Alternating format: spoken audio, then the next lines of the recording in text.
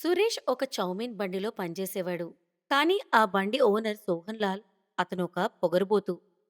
అతను ఎంత బాగా కష్టపడి పనిచేసినా అతని యజమాని అతన్ని చూసి ఎప్పుడూ సంతోషపడేవాడు కాదు. సురేష్ రోజు 9 గంటలకు పనిలోకి వెళ్ళేవాడు. తిరిగి రాత్రి 11 గంటలకు ఇంటికి చేరేవాడు. అతను కష్టపడి ఎంత బాగా పనిచేసినా అతని యజమాని ఏదో ఒక విషయంలో అతన్ని అలా తిడుతూనే ఉండేవాడు. ఏమైంది సురేష్? కస్టమర్స్ నిలబడి ఉండిపోయారు. ఇప్పటి వరకు ఒక చౌమీన్ కూడా నువ్వు చేయలేదు. ఇలా అయితే కుదరదు. ఇలా అయితే నాకు నష్టం వస్తది. అయ్యా నిన్న మీకు కొన్ని సామాన్లు కావాలని రాసిచ్చాను. అవి ఇంకా రాలేదు. ఎక్కడ పెట్టారు? అవి ఇస్తే త్వరగా చేసేస్తాను. నువ్వెప్పుడు రాసిచ్చావు? నేనేం రాయలేదు. అబద్ధం చెప్పకు. నువ్వు రాసిస్తే నేను తప్పకుండా తీసుకొస్తాను. బాబు చౌమీన్ ఇస్తారా? లేకపోతే మేము వెళ్ళాలా? అరే అరే లేదు లేదు లేదు. ఇప్పుడే సామాన్లు తెప్పిస్తున్నాను. 2 నిమిషాలు అయిపోతుంది. ఇంకేం చేయకండి. వదిలేయండి. మేము వేరే దగ్గర తింటాం. మీ దగ్గర తవా చౌమీన్ బావుంటుందని విని మేమిక్కడికొచ్చాము. పద పద. ఇక్కడుండి వేస్ట్. ఇక్కడ సామాన్లే లేవు. ఇంక చౌమీన్ ఏం తింటాం. కస్టమర్స్ అక్కడి నుంచి వెళ్ళిపోయారు. సురేష్ యజమాని కోపమంతా సురేష్ మీదకి చూపించాడు. అతన్ని లాగిపెట్టి ఒక చెంపదెబ్బ కొట్టాడు. నీ వల్లే నా కస్టమర్స్ ఏం తినకుండా వెళ్ళిపోయారు. అయ్యా మీరు నా మీదకి చెయ్యెత్తకండి. లేకపోతే ఏం చేస్తావు? ఏం చేస్తావు చెప్పు? పేదవాడా నా దగ్గర పనిచేస్తూ నాకే కళ్ళు చూపిస్తావా? నువ్వు నా దగ్గర పనివాడివి. గుర్తుపెట్టుకో. నేను నిన్ను కొట్టొచ్చు, తిట్టొచ్చు, ఏదైనా చెయ్యొచ్చు. నువ్వు భరించాలి. అయ్యా నాకు మీ దగ్గర పని చేయాలని లేదు. నా లెక్క చూస్తే నేను ఇక్కడి నుంచి వెళ్ళిపోతాను. ఏమన్నావు నువ్వు? వెళ్ళిపోతావా? ఇంత త్వరలో నాకు వేరే వాళ్ళు ఎవరు దొరుకుతారు? ఏ డబ్బు లేదు. చేస్తే చెయ్యు లేదంటే మాని. వెళ్తే వెళ్ళిపో. అయ్యా గత 2 నెలల నుంచి మీరు నా జీతం ఇవ్వలేదు. ఇది మంచి పద్ధతి కాదు. నాకు రావాల్సిన డబ్బులు నాకు ఇచ్చేయొచ్చు కదయ్యా. పని చేయించుకోవాలన్నప్పుడు ఏం చేస్తావో చేసుకో. నేను నీ డబ్బులివ్వను. సురేష్ జీతం తీసుకోకుండానే తిరిగి ఇంటికి వెళ్తాడు. నీ డబ్బులు తీసేసుకున్నాడు. నీపై చెయ్యెత్తాడు. ఎలాంటి మంచివాడు? పద ఇప్పుడే నువ్వు నేను వెళ్దాం. ఎందుకివ్వడు మన డబ్బులు? అయ్యో పార్వతి వదిలే. అతను అసలే మంచివాడు కాదు. అతనితో మనం వాదించకపోవడమే మనకు మంచిది. వదిలేలే. కానీ ఇది మనకి చాలా నష్టం కదా! నీ చేతిలో వేరే పని కూడా లేదు. ఇల్లు ఎలా గడుస్తుంది? పార్వతి నా దగ్గర ప్రతిభ ఉంది. దానివల్ల నేను నా సొంత వ్యాపారం మొదలు పెట్టగలను. కొంత డబ్బు అవసరం అవుతుంది. కాబట్టి మొదట నా డబ్బు సంపాదించి తర్వాత నా పని నేను మొదలు పెడతాను. సురేష్ కూలి పని చేయడం మొదలుపెట్టాడు. కొంచెం డబ్బు సంపాదించి తన చౌమీన్ వ్యాపారం మొదలుపెట్టడానికి. కానీ ఒకరోజు పార్వతి వదిన త్వరగా పదండి. సురేష్ బిల్డింగ్ మీద నుంచి కింద పడిపోయాడు. చాలా దెబ్బలు తగిలాయి. ఏంటి దెబ్బలు తగిలాయా? అతను ఎక్కడున్నారు? బిల్డింగ్ లో యజమాని పక్కనున్న హాస్పిటల్లో చేర్చారు. సురేష్ అన్న తలకి చాలా పెద్ద గాయమైంది. పార్వతి పరిగెడుతూ హాస్పిటల్కి వెళ్తుంది. సురేష్ ఈ దుర్ఘటనలో అతని చూపును కోల్పోతాడు. ఒకటి తర్వాత ఇంకొక సమస్య సురేష్ని చాలా బాధకు గురిచేస్తాయి. ఏదో 2 డబ్బులు సంపాదించుకొని చౌమీన్ బండి పెట్టుకుందాం అనుకున్నాను గాని ఇలా అయింది. ఇలాంటి సమస్య వచ్చింది. ఇప్పుడు నాకు చూపు కూడా లేదు. నా జీవితం నాశనం అయిపోయింది పార్వతి. నేను ఎప్పుడు ఇలా అవుతుందని అనుకోలేదు. అయ్యో! అలా అనొద్దు. జీవితంలో ఏదైనా సమస్య వచ్చినప్పుడు దాని నుండి బయటపడే ఉపాయం కూడా మనం వెతకాలి. మీరు బండి పెట్టలేకపోతే ఏమైంది? నేను తవా చౌమీన్ బండిని పెడతాను. మీరు నాకు పద్ధతిని చెప్తూ ఉండండి. నేను మీరు చెప్పినట్లే చేస్తూ పోతాను. నేను కూడా మీకు సాయం చేస్తానమ్మా. నేను కూడా మీకు సహాయం చేస్తానమ్మా. సరే నా చిట్టి తండ్రి తల్లి, మీరే నాకు ధైర్యం. పార్వతి అప్పు చేసి చౌమీన్‌కి కావాల్సిన పదార్థాలన్నీ కొని పని మొదలుపెడుతుంది. సురేష్ చెప్తూ తవా చౌమీన్ చేయడం ఎలాగో నేర్పించాడు. పార్వతి బజార్‌లో తవా చౌమీన్ చేస్తున్నప్పుడు సురేష్, అతని పిల్లలు కూడా అక్కడే ఉండేవారు. నెమ్మదిగా పార్వతి తవా చౌమీన్ చేయడం చాలా నేర్చుకుంది. తినడానికి వచ్చిన కస్టమర్లు కూడా ఆమె చేసిన తవా చౌమీన్‌ని బాగా మెచ్చుకునేవారు. సురేష్ అన్నా ఇదెప్పుడు జరిగింది? నేను మిమ్మల్ని సోహన్ లాల్ దగ్గర తవా చౌమీన్ చేస్తూ చాలాసార్లు చూశాను. ఈ గొంతుకెక్కడో విన్నట్టుంది. అక్కడికి వచ్చిన కస్టమర్లందరూ నాతో చాలా మాట్లాడేవారు. ఏం చేయనన్నా అక్కడ యజమాని నన్ను పనిలోంచి తీసేశాడు. కూలి పని చేసి ఏదో డబ్బులు సంపాదిద్దాం అనుకున్నాను కానీ ఈ అనర్థం జరిగిపోయింది. కొంతమంది కస్టమర్లకైతే సురేష్ ముందుగానే తెలుసు. అతని పరిస్థితి చూసి వాళ్ళకి కూడా చాలా బాధనిపించింది. నెమ్మదిగా అందరూ అక్కడికి వచ్చి తినడం మొదలుపెట్టారు. కానీ ఒకరోజు సురేష్ యజమానికి తన దగ్గర చౌమీన్ తిన్న కస్టమర్స్ అందరూ సురేష్ దగ్గర చౌమీన్ తినడానికి వెళ్తున్నారని తెలిసింది.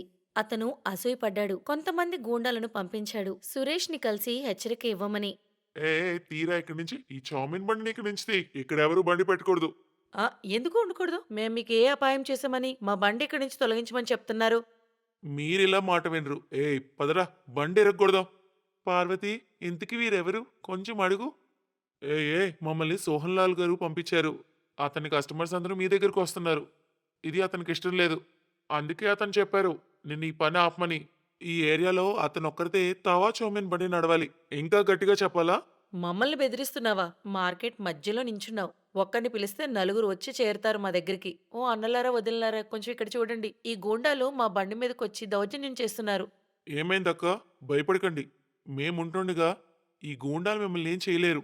ఇప్పుడే నేను వీడియో తీసి సోషల్ మీడియాలో వేస్తాను. ఏ బాబు, ఎవరు నువ్వు? నిన్నెవరు పంపించారు? గూండాలు కొంచెం భయపడతారు. అక్కడ మరికొంతమంది చేరుతారు. అందులోని కొంతమంది సోషల్ మీడియాకు చెందిన యూట్యూబర్లు, జర్నలిస్టులు కూడా ఉన్నారు. వాళ్ళని చూసి గూండాలు చాలా భయపడతారు. అంతలోని సోహన్లాల్ అక్కడికి వస్తాడు. జనమందరూ సోహన్లాల్ మీద పడతారు. మీ అందరికీ తెలిసిందే. ఈ పెద్ద మనిషి 2 నెలల జీతం ఎగ్గొట్టి నా భర్తని పనిలోంచి తీసేశాడు. ఇతని వల్లే నా భర్తకు ఈ దుస్థితి పట్టింది. మర్యాదగా అతని డబ్బులు అతనికిచ్చేయి. లేకపోతే నువ్వు ఊహించిన విధంగా ఇక్కడేదో జరగబోతుంది. నేనొక న్యూస్ రిపోర్టర్ని. ఈరోజు డ్యూటీలో లేను. కానీ నా బాధ్యతలేంటో నాకు బాగా తెలుసు. మర్యాదగా ఇస్తావా లేదా నీ మీద పేపర్లో రాయనా? అదేమొద్దు. నేను అతను డబ్బులు ఇచ్చేస్తాను. సురేష్ భయపడతాడు. అతను పార్వతి చేతికి వాళ్ళకి రావాల్సిన డబ్బు మరియు మిగతా వాళ్ళంతా చెప్పినట్లు ఎంత నష్టమైందో అంతా అందులో డబ్బులు వేసి ఇచ్చాడు. వాళ్ళని ఇంకా ఇబ్బంది పెట్టనని వాగ్దానం చేస్తాడు. వాళ్లకు సహాయం చేయడానికి అక్కడికి చాలా మంది వస్తారు మరియు సురేష్కి చికిత్స చేయించడానికి చాలా మంది డబ్బు సహాయం చేస్తారు. అయితే సురేష్కి ఆపరేషన్ అయిన తర్వాత అతని కంటి చూపు మళ్ళీ తిరిగి వస్తుంది. పార్వతి, సురేష్ కలిసిమెలిసి ఉంటూ తవా చౌమిన్ బండి నడుపుతూ సుఖంగా జీవించసాగారు.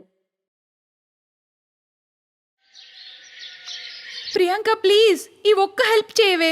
నీకు తెలుసు కదా ఈ అసైన్మెంట్ నాకెంత ఇంపార్టెంటో. ఈరోజు నాకు మోడలింగ్ నుంచి ఫోన్ వచ్చింది. నేను ఈ ఛాన్స్ మిస్ చేసుకోలేనే. పెళ్లి కూతురు తన బెస్ట్ ఫ్రెండ్ని చాలా రిక్వెస్ట్ చేస్తూ ఉంటుంది. కానీ స్వాతి, ఈ విషయం ఎవరికైనా తెలిస్తే? ఎవ్వరికీ తెలీదే. వాళ్ళింతవరకు నా మొహమే చూడలేదు. మాలోని ఆడపిల్లలు కోడలే అత్తవారింటికి వచ్చేదాకా అత్తోరింటి వాళ్ళు తన ముఖం అస్సలు చూడరే. ఒక్క 10 రోజులే కదా, కొంచెం మేనేజ్ చేయవే. ప్రియాంకకి ఏమీ అర్థం కాదు. తను సరే అంటుంది. స్వాతి తనకి తన పెళ్లి చీర కట్టి ఆ చీర కొంగుతో పైన కప్పేస్తుంది. తను మెల్లగా కిటికీలోంచి పారిపోతుంది. ప్రియాంక పెళ్లి చీర కట్టుకుని నిఖిల్తో అత్తారింటికి వచ్చేస్తుంది. కానీ ఆ కొంగులో ఉన్నది స్వాతి కాకుండా ప్రియాంక అని ఎవ్వరికీ తెలీదు. పెళ్లి రోజు రాత్రి నిఖిల్ ప్రియాంకతో, ఆ గదిలో కూడా కొంగు కప్పుకునే ఉంటావా? ఇంతవరకు నీ మొహమే చూడలేదు, కానీ నీ అందం గురించి చాలా విన్నాను. అదేంటంటేనండి, నేను పెళ్లి గురించి ఒక మొక్కుకున్నానండి. పెళ్ళయ్యాక కొద్ది రోజుల వరకు అత్తారింటి వాళ్ళకి నా మొహం చూపించనని. మీకేమీ ప్రాబ్లం లేదు కదా? నేను నిన్ను ఏ విషయంలోని బలవంతం పెట్టను. మర్నాడు నిఖిల్ అందరికీ ప్రియాంక మొక్కు గురించి చెప్తాడు. అప్పుడు అతని తల్లి కమల ప్రియాంకతో ఇలా అంటుంది. ఏంటి కోడలా, నువ్వు కొంగు కప్పుకుంటే వంటలా చేస్తావు? నీకేం కనిపించదు కదా. మీరేం టెన్షన్ పడకండి అత్తయ్య, నేను వంట చేస్తాను. నాకేం ప్రాబ్లం లేదు. సరేలే, నీకెలా నచ్చితే అలా చెయ్యి. కానీ నేను ముందే చెప్తున్నాను విను, వంటలు చాలా రుచిగా ఉండాలి, అర్థమైందా? ప్రియాంకకి కొంగు కప్పుకుని వంట చేయడం నిజంగానే చాలా ప్రాబ్లంగా అనిపించింది. తను కొంగు కప్పుకుని మసాలాలు నెతుకుతూ ఉండగా నిఖిల్ కిచెన్లోకి వస్తాడు. నువ్వేం టెన్షన్ పడకు, మసాలాలన్నీ నేను నీకు తీసిస్తాను. ఆ కొంగు కప్పుకోవడం వల్ల నీకు ప్రాబ్లం అవుతుంది కదా. అయ్యో, మీకెందుకండి శ్రమ? ఇందులో శ్రమే ఉంది. మనిద్దరం భార్యాభర్తలం, ఒకరికొకరం సహాయం చేసుకోవాలి. నిఖిల్ ప్రియాంకకి చాలా హెల్ప్ చేస్తాడు. ప్రియాంక చేతి వంట అందరికీ నచ్చుతుంది. కొంగు కప్పుకొని కూడా చాలా బాగా వంట చేసావు కోడలా. కానీ నీ ముఖం మాకెప్పుడు చూపిస్తావు? నీ మొక్కు వల్ల ఇంతవరకు నిన్ను ఎవ్వరికీ చూపించలేకపోయాం. కొద్ది రోజులే అత్తయ్య, ఆ తర్వాత మీ కోడలు తిరిగొచ్చేస్తుంది. ఏమంటున్నావే? అదే అత్తయ్య, నా ఉద్దేశం ఈ కొంగులోంచి బయటకు వచ్చేస్తానని. సరేలే నిఖిల్, నువ్వు కూడా భోంచేసేయ్. నువ్వు తినమ్మా, నేను తనతో కలిసి తింటాను. అందరూ భోంచేశాక నిఖిల్ వాళ్ళిద్దరి కోసం ఒకే పళ్ళెంలో వడ్డించి ప్రియాంకకి తినిపిస్తూ ఉంటాడు. ఈరోజు నా చేతులతో నీకు తినిపిస్తాను. నువ్వు చాలా అలిసిపోయావు కదా. నిఖిల్ మంచితనాన్ని చూసి ప్రియాంక తనని ఇష్టపడుతూ ఉంటుంది. కానీ తనకి తెలుసు నిఖిల్ మరియు ఆ అత్తవారిల్లు ఎప్పటికీ తనవి కావని. ఎందుకంటే 10 రోజుల తర్వాత స్వాతి తిరిగి వచ్చేస్తుందని. ఇలా 10 రోజులు గడుస్తాయి. ప్రియాంక స్వాతికి చాలాసార్లు ఫోన్ చేస్తుంది. కానీ స్వాతి ఫోన్ స్విచ్ ఆఫ్ వస్తూ ఉంటుంది. చూస్తూ చూస్తూ నెల రోజులు గడుస్తాయి. కానీ స్వాతి తిరిగి రాదు.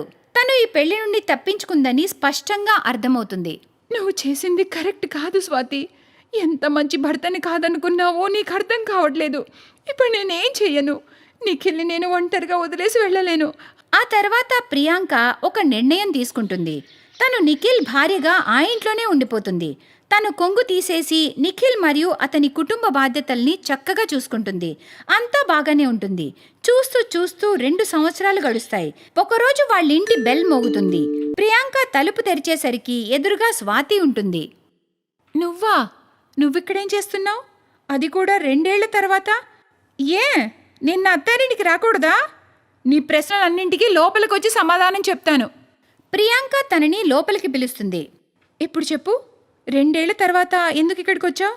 నేను నీకు చాలాసార్లు ఫోన్ చేశాను, కానీ నువ్వు ఒక్కసారి కూడా రెస్పాన్సే ఇవ్వలేదు. నిజం చెప్పనా? నాకు ఈ పెళ్ళి అస్సలు ఇష్టం లేదు.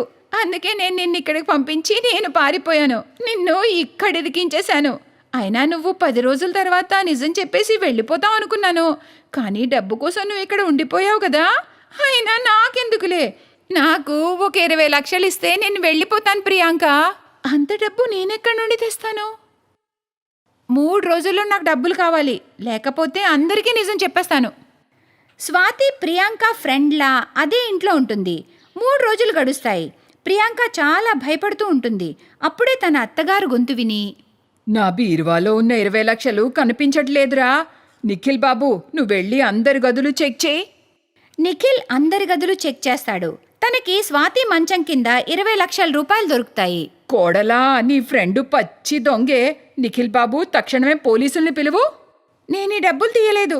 నేను ఈ ఇంటి అసలైన కోడల్ని. దొంగతనం చేయాల్సిన అవసరం నాకేముంది? ఏమంటున్నావు? నేను చెప్తాను బాబు. పెళ్ళైన వెంటనే ఇది నిన్ను వదిలేసి పారిపోయిందిరా. దాని ఫ్రెండ్ ప్రియాంకని ఇమోషనల్గా బ్లాక్మెయిల్ చేసి ఇక్కడికి పంపించింది. కానీ ఈరోజు డబ్బు కోసం మళ్ళీ తిరిగొచ్చిందిరా. నాకు ఈ విషయం ముందే తెలుసు. ఆ రోజు రాత్రి నేను మీ మాటలు మొత్తం విన్నాను. కానీ ఈరోజు నేను చాలా సంతోషంగా ఉన్నాను. నీలాంటిది మా ఇంటి కోడలు అవ్వనందుకు. మా దృష్టిలో ప్రియాంకాయే ఈ ఇంటి కోడలు. ఇక నువ్వు వెళ్తావా లేదా? నేను వెళ్తాను. మళ్ళీ ఇంకెప్పుడు తిరిగి రాను. ప్లీజ్ పోలీసుల్ని పిలవకండి. స్వాతి అక్కడి నుండి శాశ్వతంగా వెళ్ళిపోతుంది. కమలమ్మ మరియు నిఖిల్ ప్రియాంకతో సంతోషంగా ఉంటారు. Thanks for watching.